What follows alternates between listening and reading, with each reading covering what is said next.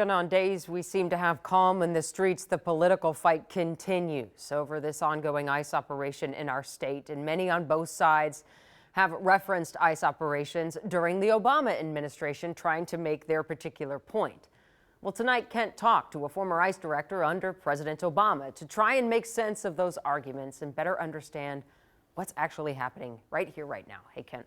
Hey, Jana. Yeah, John Sandwig worked in the Department of Homeland Security for 5 years, including that time as acting director of ICE under President Obama. Now, he's the first to admit that a lot has changed at the border and in politics since they had record deportations under Obama. But he says it still doesn't explain what we're seeing happen right now, right here.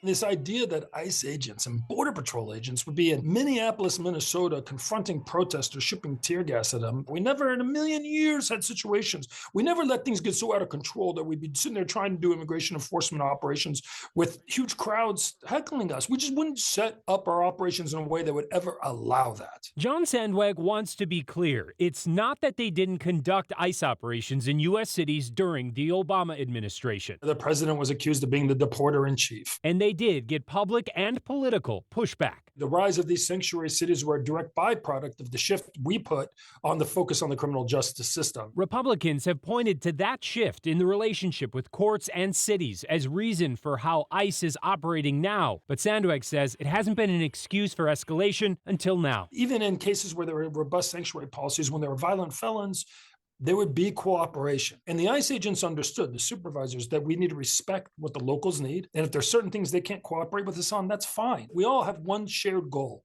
make the country safer, make our local communities safer. You wouldn't see ICE agents out on the street unless we knew exactly who we were going for before we hit the streets. Certainly, we would never publicize those operations in advance. You would never, ever see that due to the risks it posed to the agents and potentially to the public. He said it's also troubling to see Border Patrol agents now working far beyond the scope of what they've historically been trained for. Quite clearly, a lot of the stuff I'm seeing on television is not what I think the agency has historically defined as targeted enforcement. The administration likes to talk about these assaults, and I'm sympathetic to that.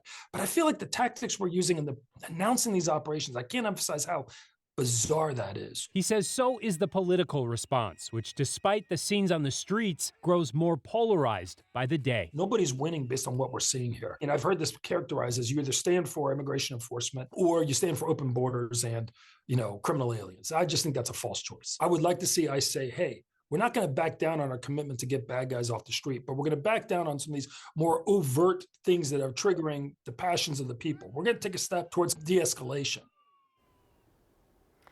Wow, a lot to unpack there. Yeah, it brings up some interesting points, both about the political climate and really about this numbers game. Who's deporting more? Who's doing more to keep us safe?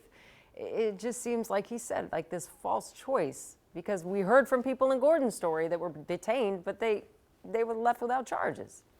that's right. And he said this has always been controversial and political. And it's something that the thing that is hardest for him is that in that department, they had always considered themselves apolitical, especially among the leaders who often served under different presidents. And that has just completely broken down.